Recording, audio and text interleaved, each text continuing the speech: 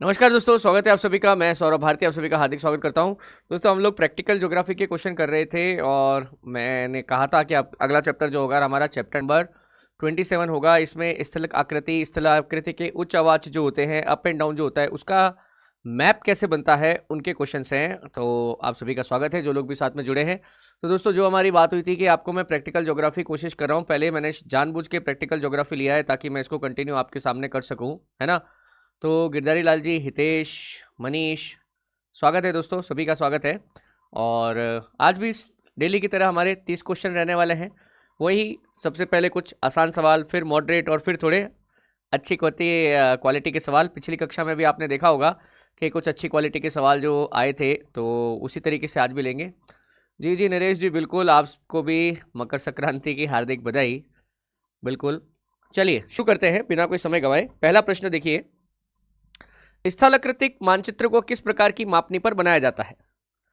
स्थलाकृति के जो मानचित्र बनते हैं वो किस प्रकार की मापनी पर बनते हैं, बता दीजिए। आसान सवाल है, हो जाएगा ये तो। हाँ जी,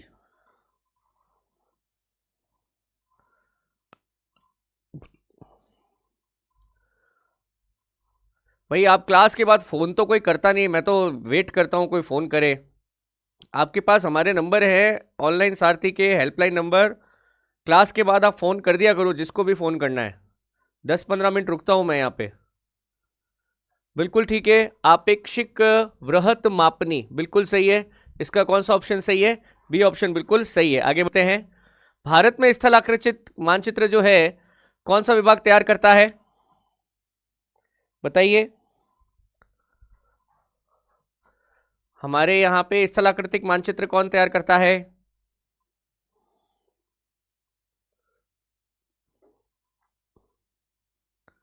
अरे ये कैसे आंसर गलत कर रहे हो? ये मैंने क्वेश्चन दूसरी बार लिया है, अभी इससे पहले वाले चैप्टर में भी लिया था मैंने। ये गलत मत करिए भाई, गलत मत करिए। ये सही आया हितेश, बिल्कुल ठीक है। भारतीय सर्वेक्षण विभाग, भूवैज्ञानिक सर्वेक्षण कैसे आ गया है? भूवैज्ञानिक सर्वेक्षण क्यों लगा रहे हो? सी ऑप्शन सही होगा ना? बिल्कुल सही है सी ऑप्शन। नेक्स्ट देखिए, समुद्र तल से समान ऊंचाई वाले बिंदुओं को मिलाने वाली काल्पनिक रेखा क्या कहलाती है? पूरा चैप्टर, ये चैप्टर इसी एक स्टेटमेंट पे बेस्ड है, समझ रहे हैं आप? इसी स्टेटमेंट पे बेस्ड है ये। समुद्र तल से समान ऊंचाई के स्थान है, उनको मिलाने वाली रेखा क्या कहलाती है, बताइए।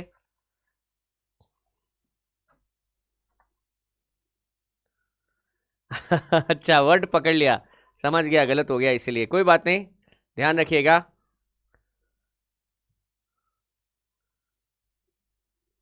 बिल्कुल सही है, बिल्कुल सही है। इसे कॉन्टर लाइन या फिर समोच्च रेखा कहते हैं। सम ऊंचाई, सम ऊंचाई, समोच्च। ठीक है, नेक्स्ट देखिए, समोच्च रेखीय अंतराल काउंट कॉन्टोर इंटरवल से क्या तात्पर्य है?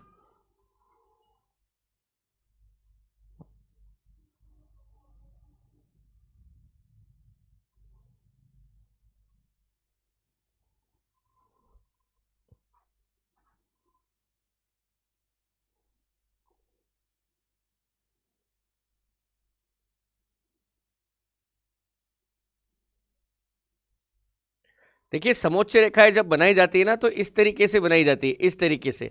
अब दो के बीच का जो ये अंतर है, ये वाला, ये या फिर ये, जितनी ऊंचाई बढ़ती है ना, अंतर भी उतना ही बढ़ता है। जैसे कि अब ये हो गया ये, तो ये वाला अंतर, ये, समझ रहे आप?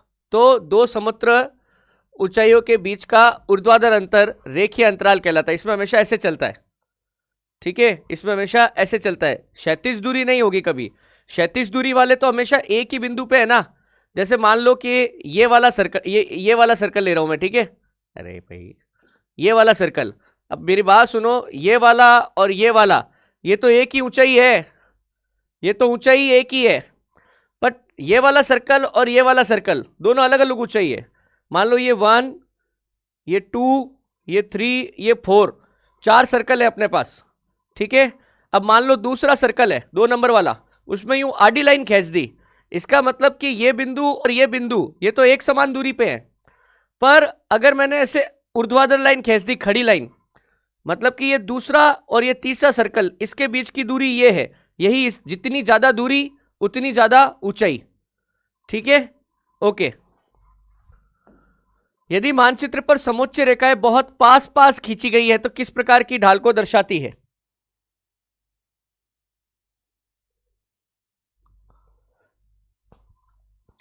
मनीष जी, अभी क्लास खत्म होते ही आप फोन करना, मैं फोन यही मंगा लेता हूं।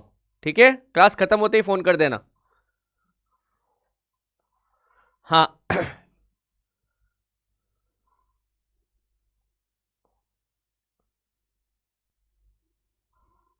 देखो, अभी पीछे वाली अगर मेरी बात समझ में आई तो आप समझ जाओगे।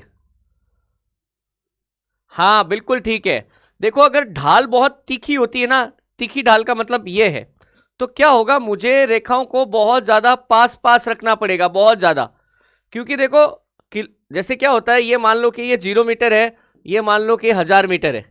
ठीक है, अब इस पूरे ढाल की मैपिंग करनी है, तो ये तो पूरा बराबर बराबर ही चल रहा है।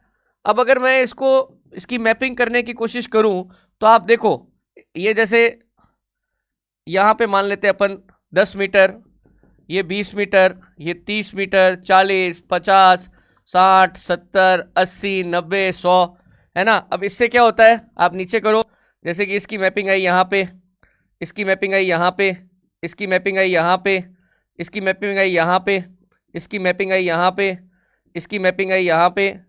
आप समझ रहे हो? तो देखो एकदम पास पास मैपिंग आ रही है इसकी, समझे। पर अगर देखो ढाल थोड़ा थोड़ा ऐसा है, मंद है, यूं है, ये ढाल अगर ऐसा होता, ये मान लो कि 0 डिग्री और हाइट मान लेता हूं मैं एक बार के लिए 1000 मीटर। ठीक है, अब देखो अगर इसको अपन चले, इसको चले, जैसे कि मान लो कि ये 10-10 मीटर से चलना है। ठीक है, ये आया पहला, फिर चले दूसरा 10, फिर चले तीसरा 10, ये चले चौथा 10, 50, 60। तो आप देखो गैप ज्यादा बढ़ रहा है, यानी कि ढाल जितनी तिखी होगी, ढाल जितनी तिखी होगी, उतना ही रेखाएं क्या क्या होंगी, पास होंगी। इसका समझे आप कैसे करते हैं इसको? आइडिया समझ आया? देखो मैपिंग होती है, मैपिंग, इसमें क्या होता है, एक छोटा छोटा स्टेप चलो और सीधी लाइन नीचे डालते रहो, तो जैसा ये स्लोप होगा ना, वैसे ही नीचे लाइन खींची जाएगी, उतनी दूरी पे खींची जाएगी। स्लोप ज्यादा था, अगेन मैंने 10-10 मीटर ही चला है, ये 10-10-10-10 मीटर है, ये भी 10-10 मीटर है, पर इसका 10 मीटर आपको छोटा क्यों लग रहा है? क्योंकि ढाल खड़ी है, इसलिए लग रहा है। समझे? एक मैंने शायद मैं चित्र भी लिया था, चित्र अभी आगे आ जाएगा। चलो, हैश्योर का मुख्य कार्य क्या है?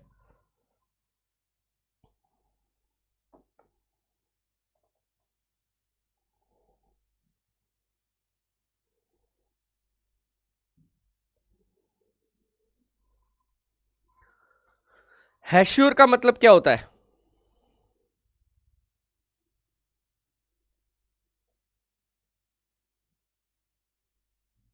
देखो, हैश्योर क्या होता है, जैसे मान लो कि ये ऐसे है, यूं, यूं कोई ऊंचाई अपन ने लिखी है, बीच वाली ऊंचाई सबसे ज्यादा होती है, बाहर वाली सबसे कम होती है। ठीक है, अब अगर मुझे ये देखना है कि इसकी ढाल में और इसकी ढाल में कितना अंतर है, तो सीधी लाइन खींचनी पड़ेगी। क्या करना पड़ेगा? सीधी लाइन खींचनी पड़ेगी। तो हैशूर क्या होता है कि ढाल की दिशा में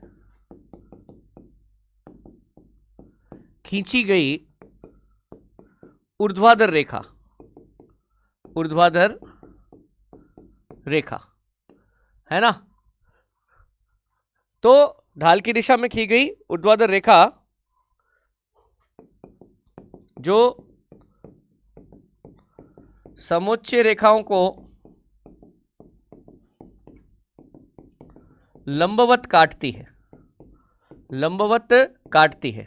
देखो, ये गैप जितना ज्यादा होगा ना, इसका मतलब है कि ढाल इतना तीखा है। गैप जितना कम होगा ना, ठीक है, गैप जितना कम होगा ना, उतना ढाल ज्यादा है। वह कौन सा ढाल है जिसके निचले भाग में समोच्च रेखाएं दूर दूर और ऊपरी भाग में पास पास होती है?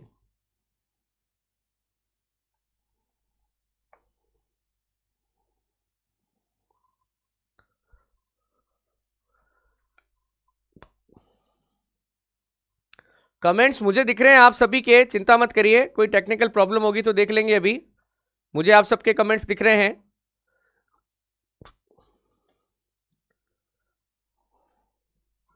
अब अवतल और उत्तल तो समझते हो ना।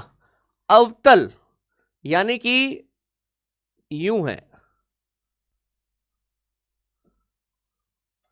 ये है अवतल, ठीक है। उत्तल होता है यूं, ये क्या है उत्तल।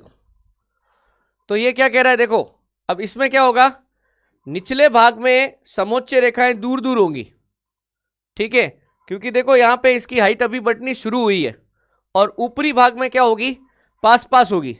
तो एक्चुअल में ये अवतल की बात कर रहे हैं। मैं एक चित्र दिखाता हूं आपको, शायद आपको उस चित्र से अच्छे से समझ में आए।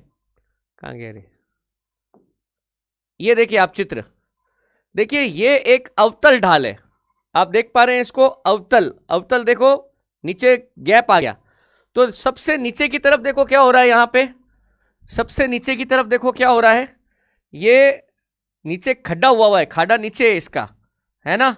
तो ये क्या हो रहा है देखो, डिस्टेंस जो है इसकी वो बड़ी है, पर जैसे ही ढलान खड़ी हो जाएगी, ढलान जैसे ही ऊंची बढ़ जाएगी, ये तो अपन जानते ही है कि जैसे ही तीव्र ढलान आएगा वैसे ही क्या होगा, ये दूरी क्या होने लग जाएगी, छोटी होने लग जाएगी। तो आप देखिए नीचे की तरफ खुली खुली दूरी है, ऊपर जाते जाते छोटी दूरी होने लग गई।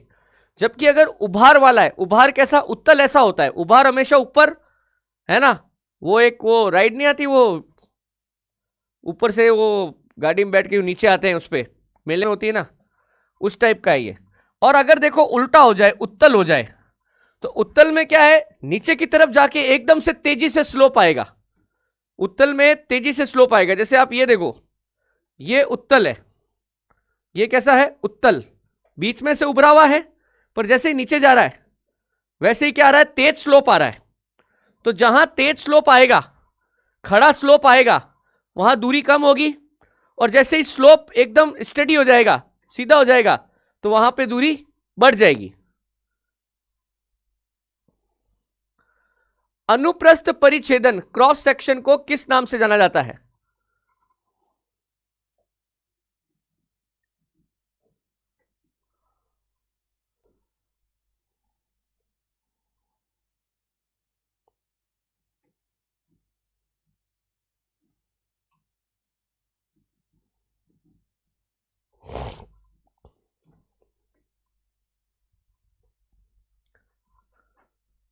बोलो जल्दी बोलो,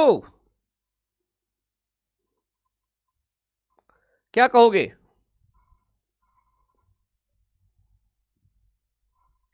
बिल्कुल सही है, परिच्छेदिका। तो क्या होता है, किसी, अगर आपके पास कोई ऐसी सरल रेखा पर ऊर्ध्वाधर, ऊर्ध्वाधर मतलब सीधी खड़ी, ऊर्ध्वाधर कटी हुई भूमि के पीछे, यानी कि पार्श्व चित्र, पार्श्व चित्र को परिच्छेदिका कहा जाता है, परिच्छेदिका कहा जाता है। आगे अभी एक चित्र आएगा, उस चित्र में मैं आपको और अच्छे से बता दूंगा। हालांकि आपका आंसर तो सही है सबका। उत्तल ढाल की क्या विशेषता है? अब ये गलत मत करना भाई, अभी पीछे बताया मैंने आपको, चित्र भी बताया, करके भी बताया, अब एटलीस्ट ये मत गलत करना। उत्तल ढाल अभी पीछे बताया मैंने आपको।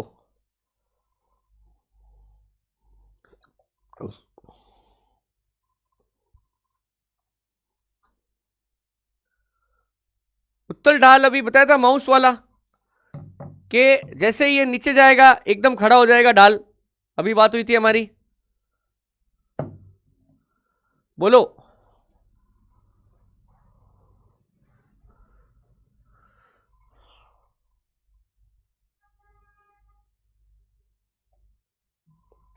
देखो ऊपरी भाग मंद होता है, निचला भाग खड़ा होता है, अभी बताया था मैंने।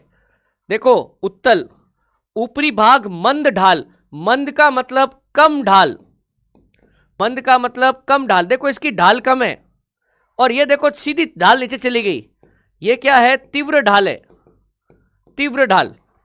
ऐसे करो ना, गलत क्यों करते हो? ये कम ढाल है, ये ज्यादा ढाल है। ढाल जब तेज बढ़ेगी, ढाल जब तेज बढ़ेगी तो गैप छोटा छोटा आएगा। ढाल जब सीधी चलेगी, कम ढाल होगी, गैप बड़ा बड़ा आएगा।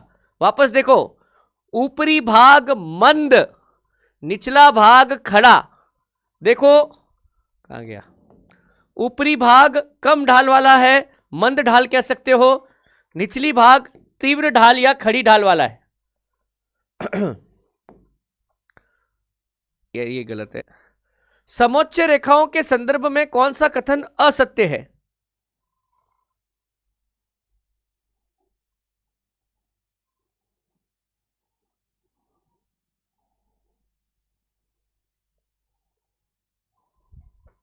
आराम से आ जाएगा। देखो अभी जो मैंने आपको अभी अभी जस्ट जो बात बताई ना, उससे आंसर आ जाएगा। पढ़ के देना, आराम से पढ़ना, आराम से।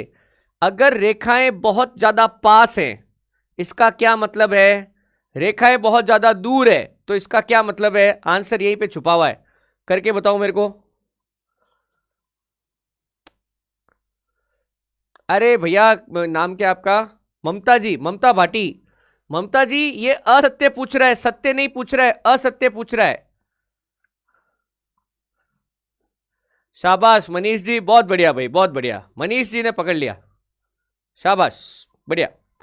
अरे भाई, समान ऊंचाई वाले स्थानों को जोड़ती है, हाँ जोड़ती है। सामान्यतः एक दूसरे को नहीं काटती, नहीं काटती। दूर दूर खींची गई रेखाएं तीव्र ढाल को दर्शाती है, नहीं, नहीं। दूर दूर खींची गई रेखाएं, देखो ना आप, दूर दूर खींची गई रेखाएं दूर दूर जा रही हैं, जा रही है कि नहीं? आप देखो, ये दूर दूर जा रही हैं, तो ढाल कैसा है? कम है ना, मंद है ना? जबकि होना क्या चाहिए? दूर दूर खींची गई रेखाएं तीव्र ढाल को नहीं दर्शाती हैं, ये मंद ढाल को दर्शाती हैं, मंद ढाल। यानी कि ये वाला गलत कथन गलत है, ये वाला कथन गलत है। ठीक है, कोई बात नहीं, कोई बात नहीं। देखो गलत हो जाए कोई दिक्कत नहीं है, आप थोड़ा कंसेप्ट पे ध्यान देना भैया।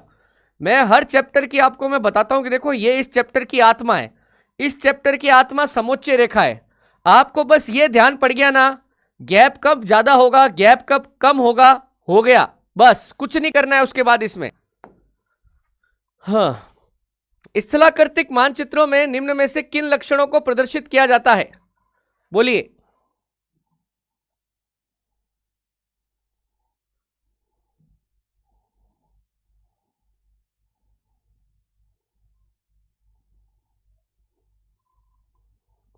बोलो जल्दी जल्दी।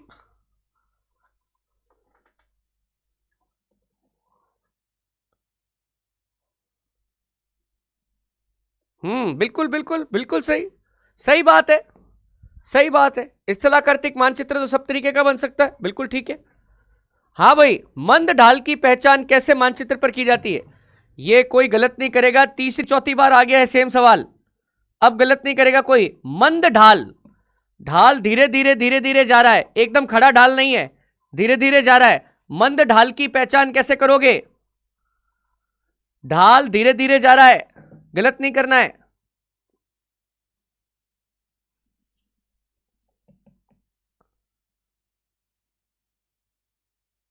बोलो।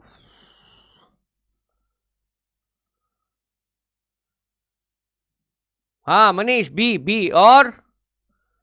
और कोई? करेक्ट, बिल्कुल सही पकड़ लिया आपने, अब बिल्कुल सही, करेक्ट आंसर। बहुत बढ़िया, बहुत बढ़िया, सभी का सवाल। अब देखो मेरी बात सुनो, पढ़ते हो, चीज समझते हो तो आंसर आता है ना, है ना? बस यही कमी है और कुछ नहीं, आप चिंता मत करो। प्रायोगिक भूगोल कोई भूत नहीं है, आराम से हो जाएगा। अवतल ढाल की समोच्च रेखा की विशेषता क्या होती है? अब बोलो।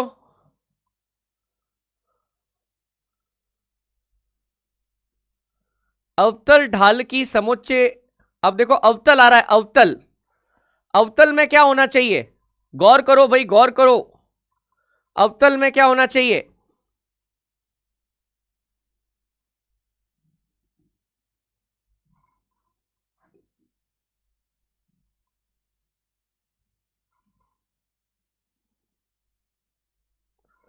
बोलो।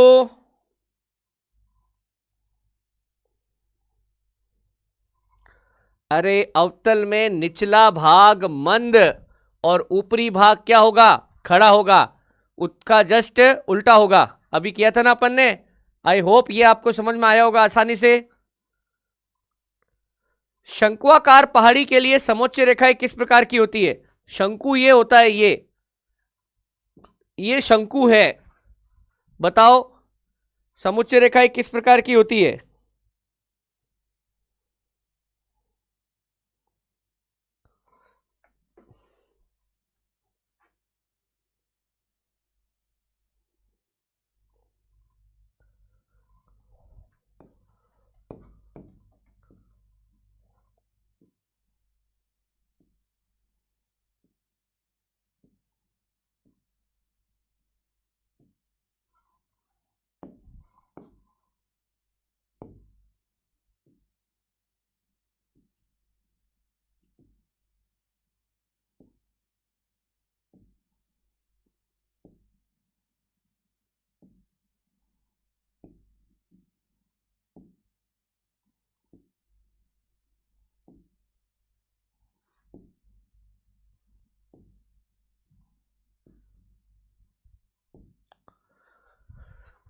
समझे कैसे बनता है ये? देखो ऐसे बनेगा ये,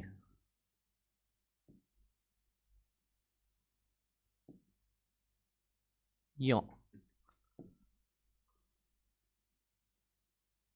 ये बिंदु और ये बिंदु एक ही सर्कल पे आना चाहिए।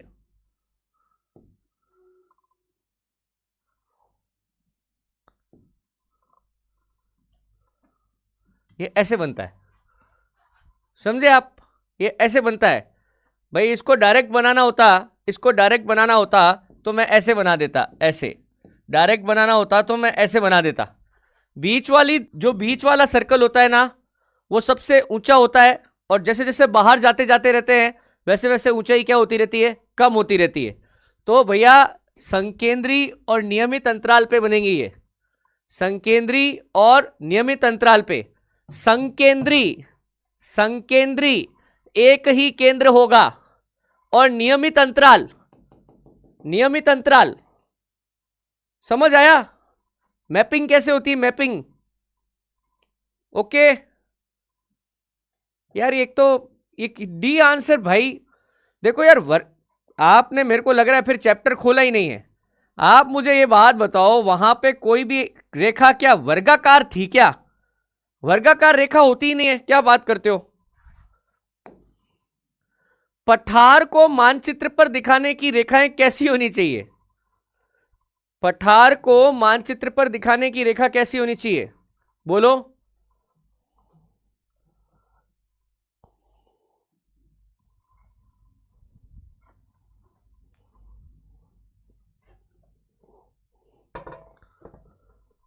हाँ,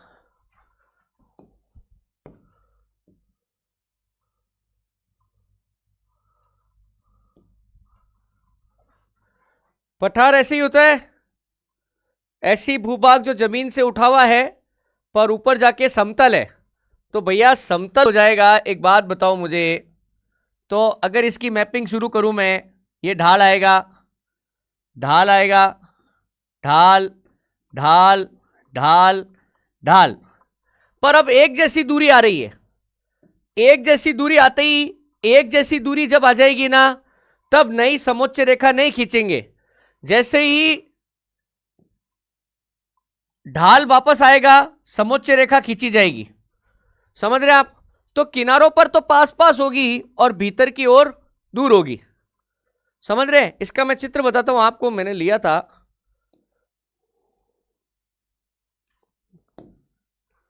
ये देखो आप, ये देख रहे हो, ये पठार है, दिख रहा है। और ये अभी मैंने आपको पहाड़ी बताई थी, शंकु आकार वाली, देखा आपने? देखो आप, मैपिंग ऐसे करी थी अपन ने, मैपिंग करी थी ना। ओके, देखो बिल्कुल सेंटर आ रहा है इसका।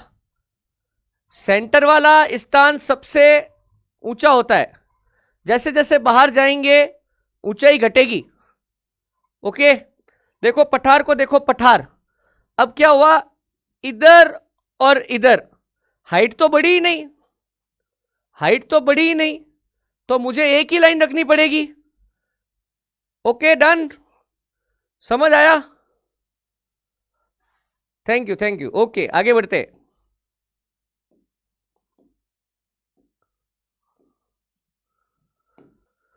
हाँ, वी आकार की घाटी का निर्माण पर्वतीय क्षेत्रों में किस प्रक्रिया से होता है? वी आकार की घाटी, बोलिए।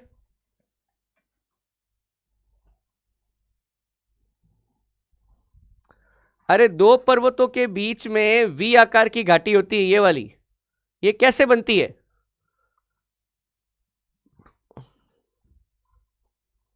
कैसे बनती है? बिल्कुल सही बात। नदियां जब इनके बीच में से आती है तो पहाड़ की कटाई होती है, पहाड़ की कटाई होती है नदी के पार्श्व अपर्दन से, बिल्कुल सही है। यू आकार की घाटी का निर्माण किसके द्वारा होता है?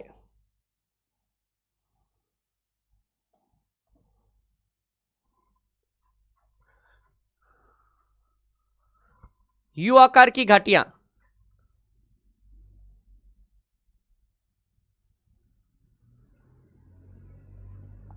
बोलिए।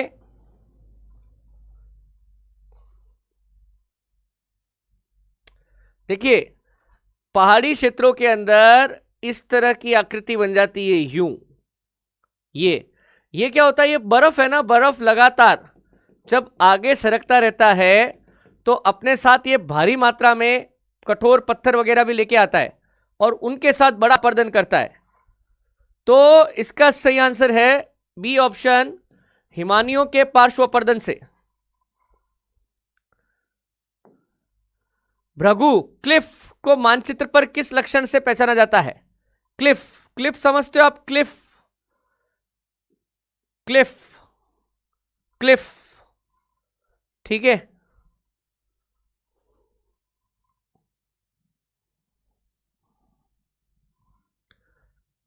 एकदम थोड़ा ढाल और कम ही कर देता हूं मैं। क्लिफ, ये है क्लिफ, सीधी नीचे गिरेगी, सीधी। क्लिफ में क्या होता है, ये सतह है, सीधा नीचे गिरना, सीधा, सीधा नीचे, सीधा नीचे। बहुत बढ़िया भाई, बहुत बढ़िया। समुच्चय रेखाएं आपस में जुड़ी हुई। अरे भाई ढाल एकदम सीधी होगी ना, ढाल एकदम, मतलब एकदम सीधी तो नहीं, तो आपस में जुड़ी हुई लगेगी। बहुत बढ़िया भाई, बहुत बढ़िया। एक क्वेश्चन और करो फिर बताता हूं। मानचित्र पर जलप्रपात को कैसे दिखाया जाता है?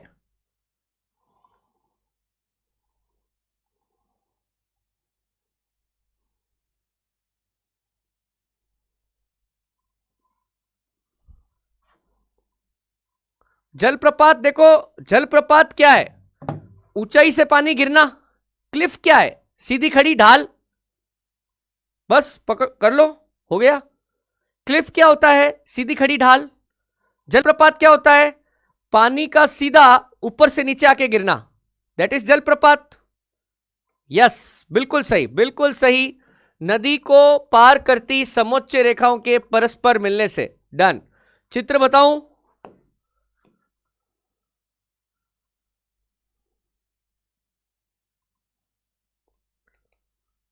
ये रहा यार, देखो ये है क्लिफ, क्लिफ है ना, देखो दिख रही है आपको सीधी ढाल, देखो नीचे ठक।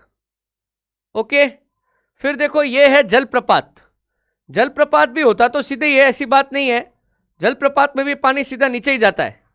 बट क्या है, बीच बीच में क्या कभी कभी पहाड़ कटता है इस तरीके से, ठीक है। एक मैंने अभी आपको बताया था ना, वो वी आकार की घाटी और यू आकार की घाटी। ये देखो आप, वी शेप की घाटी, तो जैसे जैसे बीच में जाएंगे वैसे वैसे क्या होगा, वैसे वैसे इसकी दूरी कम होगी।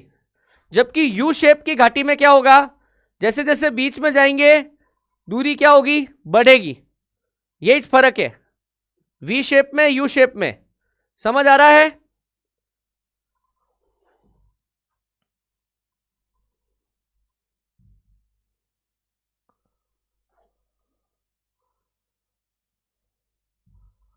ओके। स्थलाकृतिक मानचित्रों की उपांत सूचनाओं मार्जिनल इंफॉर्मेशन में क्या शामिल है? मार्जिन समझते हो ना, साइड में जो मार्जिन बनता है,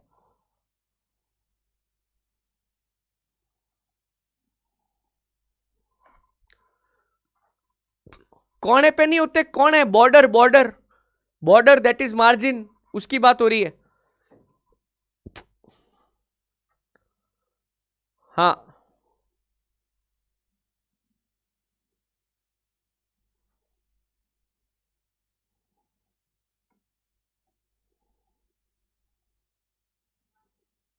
बहुत बढ़िया, सही, बिल्कुल सही। बॉर्डर पे क्या लिखा होता है भाई? शीट संख्या, अक्षांश देशांतर, मैप, मापनी वगैरह, ये सब किधर आते हैं? है ना, इधर ही तो आते हैं। उत्तल ढाल की समोच्च रेखाओं का क्रम क्या होता है? ये तो हो गया नहीं? चलो कोई बात नहीं, क्वेश्चन वापस आ गया है, कोई बात नहीं, एक बार आप आंसर दे दो। क्वेश्चन वापस आ गया, पीछे था, रिपीट हो गया ये। बिल्कुल बिल्कुल सही है। सी, ऊपरी भाग में मंद, निचले भाग में खड़ा। एक मानचित्र जिसकी मापनी 1:4000 है, 4000 है, उससे बड़ी है, उसे क्या कहते हैं? ये मैंने आपको पिछली क्लास में भी करवाया था, याद करो, पिछली क्लास में करवाया था मैंने आपको। 1:2500 से 4000 तो भूसंपत्ति मानचित्र, और अगर 4000 से ज्यादा हो गया तो कैसा मानचित्र? स्थलाकृतिक मानचित्र। याद आ रहा है?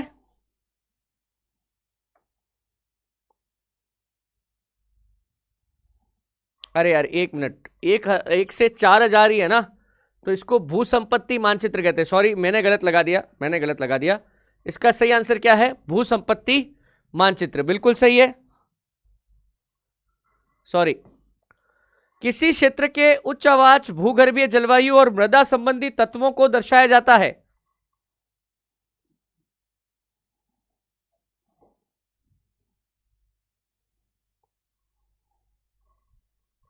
हाँ जी, बिल्कुल सही है।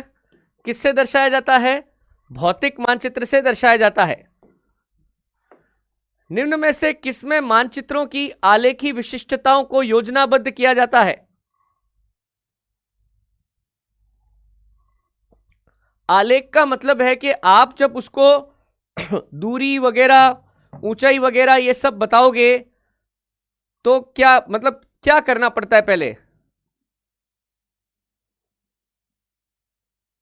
पहले प्लानिंग करनी पड़ती है भैया, मानचित्र की अभिकल्पना करनी पड़ती है, उसके बाद काम होता है। समझ गए? सही आंसर है मानचित्र की अभिकल्पना। किसी मानचित्र पर पहाड़ी अथवा ढाल को रेखाओं के आकार में प्रदर्शित करने वाली छाया क्या कहलाती है? क्वेश्चन पूछने का एक तरीका और है, बोलिए।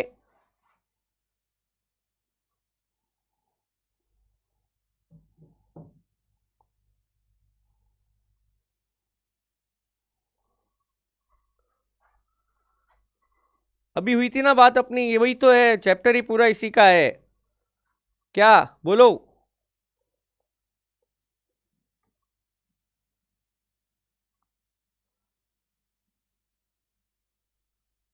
बिल्कुल बिल्कुल सही है, समोच्च रेखा।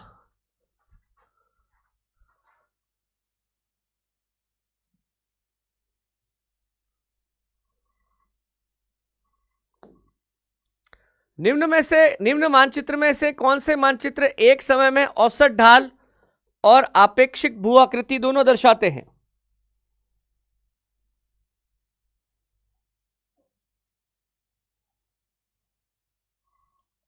हम्म,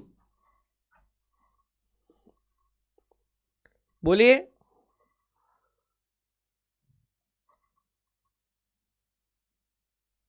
मतलब कि उसका शेप कैसा है वो भी बता देते हैं और हाइट भी बता देते हैं।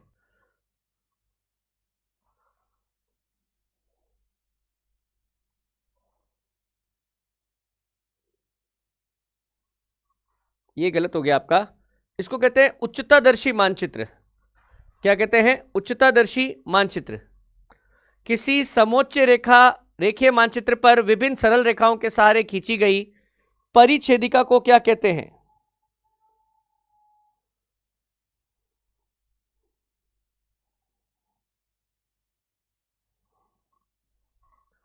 हो सकता है ये क्वेश्चन भी आपके लिए नया हो। मैं हर बार करता हूं ऐसा, कम से कम 5 क्वेश्चन मैं ऐसे लाता हूं जानबूझ के, जो मुझे पता है आपके लेवल से थोड़ा ऊपर है, मुझे पता है ये बात। ठीक है, इसका कारण ये है कि भाई मेरे को भी नहीं पता है अपना एग्जाम कितना लेवल ऊपर चला जाए, मैं तो उसकी तैयारी रखता हूं। इसका सही आंसर है संक्रम परिच्छेदिका। इसको क्या कहते हैं? संक्रम परिच्छेदिका।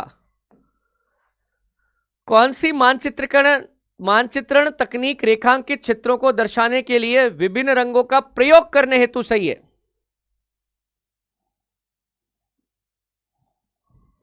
हाँ जी, अलग अलग रंग आते हैं ना मानचित्र में, हर चीज को अलग अलग से दिखाते हैं वो रंग से।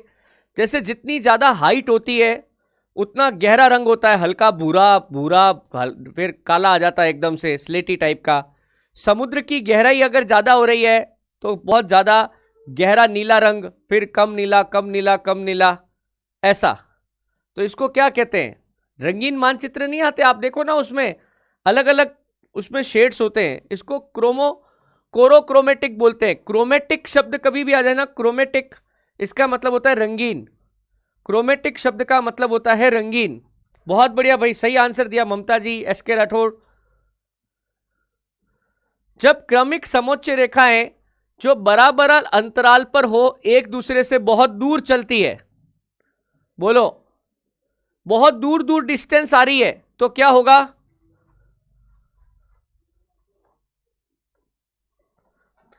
देखो क्या कह रहा है, बराबर अंतराल पर हो, एक दूसरे से बहुत दूर दूर हो, एक दूसरे से बहुत दूर दूर हो, बहुत दूर दूर है। ऐसा क्यों है भाई? क्योंकि सभी जगह एक ही हाइट पर है, और एक ही हाइट पर कब हो सकता है वो? बहुत बढ़िया मनीष, बहुत ही बढ़िया। मैदानी धरातल, बिल्कुल सही। प्रदीप सारण, बिल्कुल सही, बिल्कुल सही। देखो क्या नाम है आपका, एसके और ममता जी। देखो पठारी धरातल होता ना तो कोने वाली रेखाएं क्या होती? पास पास होती, और बीच वाली रेखाएं दूर दूर होती। बट ये क्या कह रहा है? सारी समोच्च रेखाएं बराबर अंतराल पर है, इसलिए यह मैदान होगा। सूची को मिलाना है आपको, मानचित्रण विधि और मानचित्र। कौन सी मानचित्रण विधि, कौन सा मानचित्र है, बताइए, करके बताओ।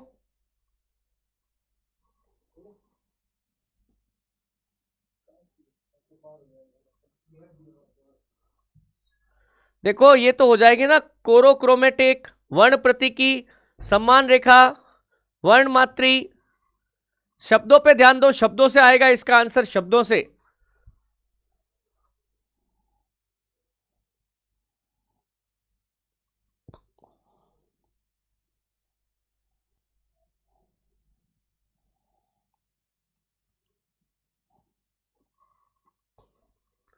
देखिए हमारे जो प्रशासनिक मानचित्र बनते हैं वो कैसे बनते हैं? कोरोक्रोमेटिक। प्रशासनिक मानचित्र जैसे भारत का ऑफिशियल नक्शा नहीं आता है जो, देखो ना कितना कलरफुल आता है वो। वर्ण प्रतीकी मतलब कि वर्ण वर्ण अक्षर, अक्षरों का उपयोग आर डब्ल्यू, मतलब जिसका जो होता है अक्षर, कोई इनिशियल लिख देते हैं उसका। सम्मान रेखा, समान रेखा, कौन सी रेखा होती है? समोच्च रेखा। मैंने कहा था ना, नाम पढ़ना, नाम से आ जाएगा। फिर वर्ण मात्री, पीछे एक ही बचा है, कौन सा? जनसंख्या का घनत्व। तो क्या हो गया ये? 2 3 1 4, 2 3 1 4। ठीक है, ओके। तो ये आज का आखिरी सवाल था, है ना, आज का लास्ट सवाल था। आज थोड़े से हमारे क्या थ्योरी वाले सवाल थे ना, ज़्यादा जल्दी हो गए ये, कोई बात नहीं। तो दोस्तों उम्मीद करता हूँ कि आपको ये चीज़ें समझ में आ रही होंगी, है ना। मैं पूरी कोशिश करता हूँ कि आपको मैं इसके साथ थ्योरी भी समझाता हुआ चलूँ, क्योंकि प्रैक्टिकल ज्योग्राफी है ना। और ये पीडीएफ आपको मिल रही होगी, आप एक बार पीडीएफ को गो थ्रू जरूर करिए, ठीक है। इसको गो थ्रू करने से आपको अच्छा आइडिया हो जाएगा कि भाई क्या हो रहा है क्या नहीं हो रहा है। इस आप और साथ में आपके वो होती है, क्या नाम है, पीडीएफ होती है ना, तो वीडियो भी देखा करो कभी कहीं फंस जाते हो तो, ठीक है। हाँ हाँ भाई, जिसको अभी फोन करना है आप देखिए 5:30 बजे तक मुझे फोन कर लीजिए, 5:30 बजे तक मैं यहीं हूँ। अरुण नंबर लिख दे यार, इनको कौन अपना नंबर लिख दो, लिख दिया, अच्छा। नंबर आपके सामने होगा, ठीक है। आप जो भी है 5:30 तक मैं यहाँ पे हूँ, उसके बाद मुझे जाना पड़ेगा, ठीक है। चलिए, तो आज के लिए इतना ही। अच्छा, chapter number 28 YVA photograph, chapter number 28 तैयार रहें, चैप्टर नंबर 28 तैयार रहें, ठीक है। ओके, तो आज के लिए इतना ही, मिलते हैं नेक्स्ट क्लास में। Thank you.